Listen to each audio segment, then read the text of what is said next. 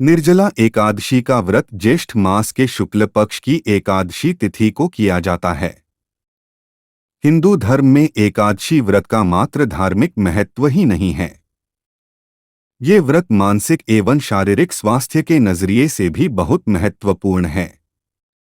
एकादशी का व्रत भगवान विष्णु की आराधना को समर्पित होता है। इस एकादशी का व्रत करके श्रद्धा और सामर्थ्य के अनुसार दान करना चाहिए। इस दिन विधिपूर्वक जल कलश का दान करने वालों को पूरे साल की एकादशियों का फल मिलता है। इस प्रकार जो इस पवित्र एकादशी का व्रत करता है वह समस्त पापों से मुक्त हो जाता है। मंगलवार 30 मई को गंगा दशहरा और बुधवार 31 मई को निर्जला एकादशी। इन दोनों व्रत पर्वों का महत्व काफी अधिक है। गंगा दशहरा यानी ज्येष्ठ शुक्ल दशमी तिथि पर देवी गंगा स्वर्ग लोक से धरती पर आई थीं। इस तिथि पर गंगा नदी में स्नान करने की और गंगा नदी का पूजन करने की परंपरा है।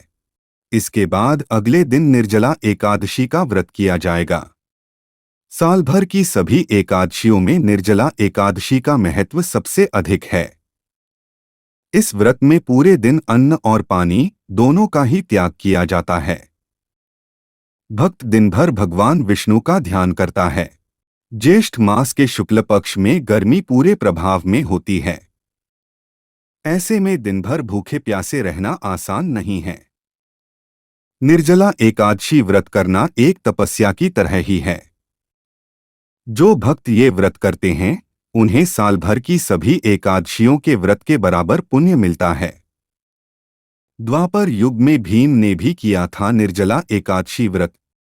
महाभारत के समय यानी द्वापर युग में भीम ने भी निर्जला एकादशी का व्रत किया था।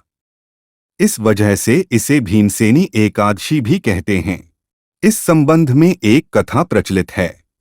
कथा के मुताबिक युधिष्ठिर, अर्जुन और नकुल सहदेव साल भर की सभी एकादशियों पर व्रत करते थे, लेकिन भीम व्रत नहीं कर पाते थे। एक दिन भीम ने इस बारे में वेद व्यास जी से बात की। उन्होंने व्यास जी से कहा कि मैं तो थोड़ी देर भी भूखे नहीं रह पाता हूँ, ऐसे में एकादशी व्रत करना मेरे लिए संभव नहीं है। क्या कोई ऐसा उपाय नहीं है जिससे मुझे भी एकादशी व्रत का पुण्य मिल सके? ये बात सुनकर व्यास जी ने भीम को ज्येष्ठ शुक्ल एकादशी यानी निर्जला एकादशी के बारे में बताया। व्यास जी ने कहा कि साल भर में सिर्फ एक एकादशी का व्रत कर लिया जाए तो साल भर की सभी एकादशियों का पुण्य मिल सकता है। इसके बाद भीम ये व्रत किया था। गंगा दशहरा और निर्जला एकादशी पर कौन कौन से शुभ काम करें? गंगा दशहरा पर गंगा नदी में स्नान नहीं कर पा रहे हैं तो अपने शहर के आसपास किसी अन्य नदी में स्नान कर सकते हैं। अगर नदी में स्नान नहीं कर पा रहे हैं तो घर पर ही पानी में थोड़ा सा गंगाजल मिलाकर स्नान कर सकते हैं। स्नान के बाद जरूरतमंद लोगों को दान पुण्य जरूर करें। किसी गौशाला में गायों की देखभाल के लिए दान पुण्य करें। निर्जला एकादशी पर भगवान विष्णु के साथ ही शिव जी का अभिषेक भी जरूर करें। शिवलिंग पर ठंडा जल चढ़ाएं। बिल्व पत्र और हार फूल से श्रृंगार करें। नमो भगवते वासुदेवाय मंत्र का जप करते रहें। इस दिन विष्णु जी और महालक्ष्मी का अभिषेक करना चाहिए।